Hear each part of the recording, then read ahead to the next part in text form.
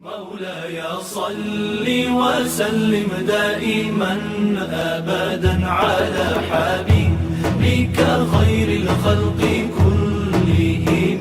مولاي صل وسلم دائما أبدا على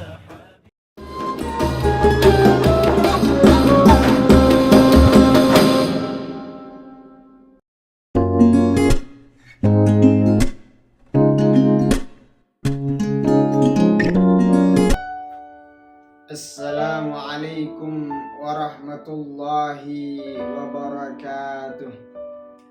Innal hamdalillah nahmaduka ya man awdahta lana subulal hidayah. Asyhadu an la ilaha illallah al-malikul haqqul mubin wa asyhadu anna Muhammadan abduhu wa rasuluh al-mab'utsu rahmatan lil alamin. فقال الله تعالى في القرآن الكريم لقد كان في قصصهم عبرة لأولي الألباب. ثم قال حديث نبينا محمد رسول الله صلى الله عليه وسلم في كتابه الحديث إنما الأعمال بالنية. Sadaqallahul azim. Langkah yang pertama, setinggi puja, sedalam-dalamnya rasa syukur kita kepada Allah yang telah memberikan kita beribu-ribu nikmatnya.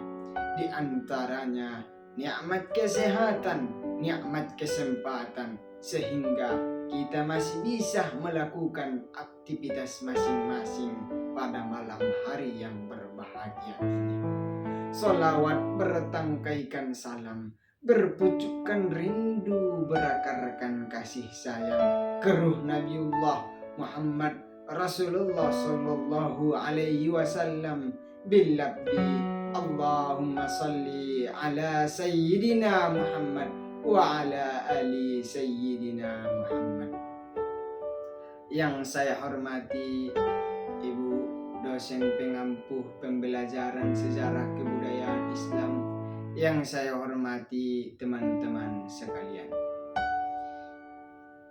hadirin wal hadirat rahimakumullah.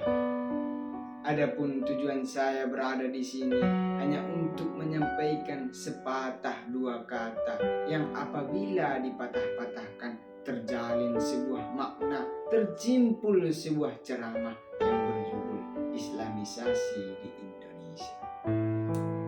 Sebelum jauh datangnya Islam ke Indonesia, Indonesia dikenal sebagai Nusantara. Nusantara yang tempat dan lokasi yang sangat strategis di Asia Tenggara, tempat yang sangat geografis. Jauh sebelum Islam datang ke Nusantara, Nusantara sudah menganut beberapa agama-agama terdahulu, seperti agama Hindu-Buddha, agama mistis-mistis, agama yang kepercayaannya kepada yang gaib-gaib, menyembah yang gaib, menyembah batu, menyembah pohon besar. Itu adalah kepercayaan sebelum datangnya Islam ke Nusantara. Kondisi saat itu Nusantara sudah mengetahui apa yang dikatakan dengan politik. Politik yang dilakukan ketika saat Nusantara itu ialah politik kerajaan. Jadi dengan datangnya Islam ke Nusantara, maka Islam membawa agama ataupun kepercayaan dengan politiknya. Jalur masuknya Islam ke Nusantara secara umum ialah yang pertama, orang asli pribumi yang mengembala ataupun mengembara ke daerah lain yang sudah menganut agama Islam lalu mempercayai agama tersebut. Baru yang kedua yaitu orang asing yang sudah beragama Islam datang ke Indonesia, membuat tempat tinggal ke Indonesia, lalu melakukan perkawinan campuran dan mengikuti tradisi ataupun adat lokalnya. Dan juga ada 4 teori yang mengatakan masuknya Islam ke Indonesia. Yang pertama, teori Gujarat. Teori Gujarat ini masuknya Islam ke Nusantara ataupun Indonesia yaitu pada abad ke-13, di mana abad ke-13 ini bahwasanya terdapat banyak makam-makam yang sama dengan makam di Gujarat, seperti makam Maulana Malik Ibrahim, seperti makam Malikus Saleh, sama seperti yang ada di Gujarat. Dan juga sistem-sistem perdagangan yang dilakukan di dalam politik perdagangan sama dengan politik di Nusantara yang ada di Gujarat. Adapun teori yang kedua yaitu teori Arab. Teori Arab ini datangnya Islam ke Nusantara yaitu pada abad ke-7, di mana yang mendukung teori ini bahwasanya adanya nisan dari Fatimah binti Muhaimin, dan juga orang Arab langsung berdagang ke Nusantara yaitu laut pesisir. Itulah yang membawa ajaran agama Islam. Dan juga penganut Nusantara ini kebanyakan yaitu Imam Syafi'i. Itulah dari Bani Umayyah. Dan juga teori yang ketiga yaitu teori Persia.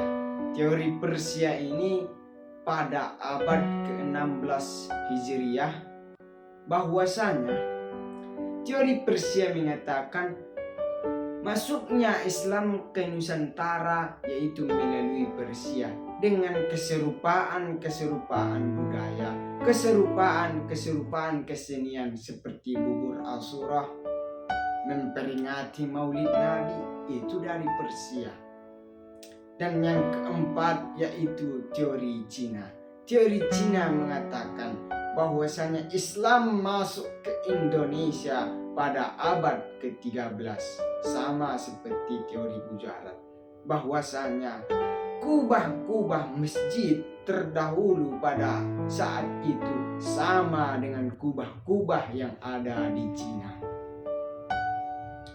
Jadi strategi ataupun dakwah yang dilakukan mulai dari teori Gujarat, teori Persia, teori Arab, teori Cina, ada beberapa strategi untuk menyebarkan agama Islam ini.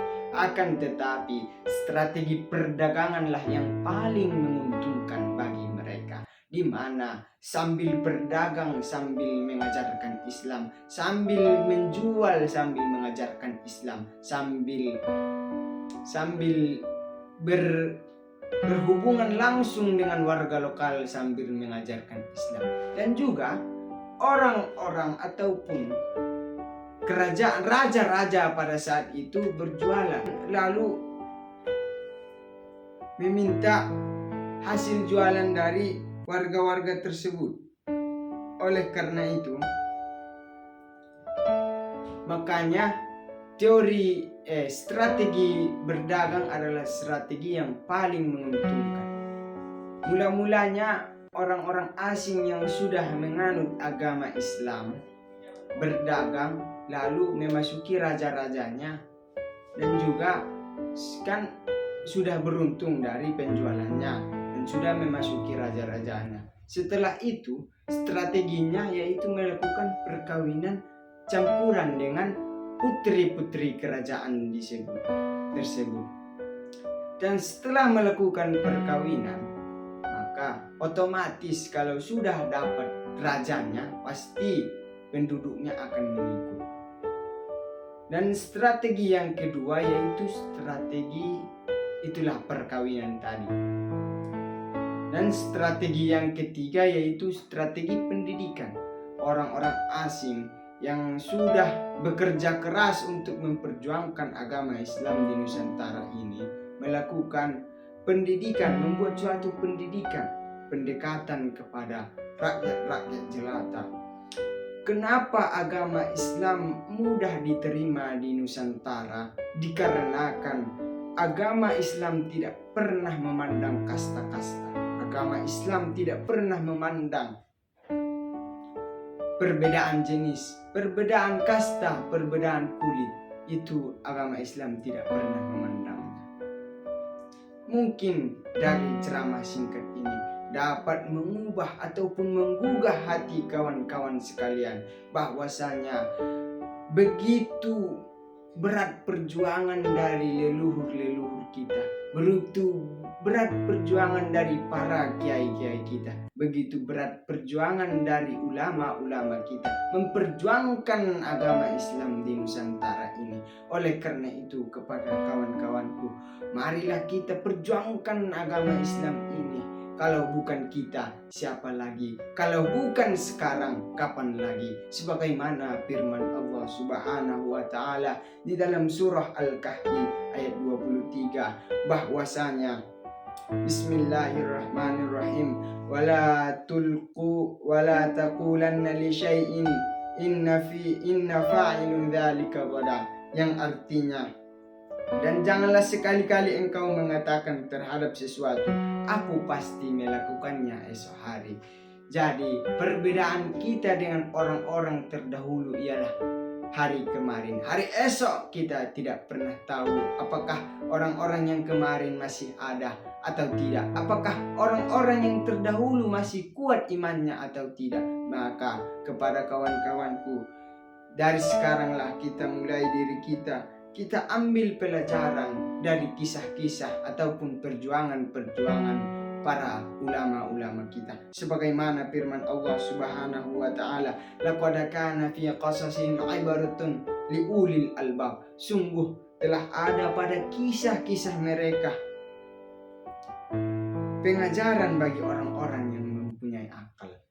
Jadi dari kisah-kisah tersebut sudah banyak pengajaran bagi kita. Sudah banyak iktibar bagi kita bahwasanya memperjuangkan agama Islam di Nusantara itu tidaklah mudah. Oleh karena itu kepada kawan-kawanku, tetaplah semangat, yakinkan dalam diri saudara-saudara bahwasanya saudara adalah pemimpin suatu esok hari nanti. Mungkin cukup sekianlah yang dapat saya sampaikan.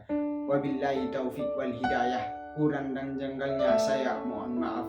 Allahumma fiq ila aqwamit thariq. Assalamualaikum warahmatullahi wabarakatuh.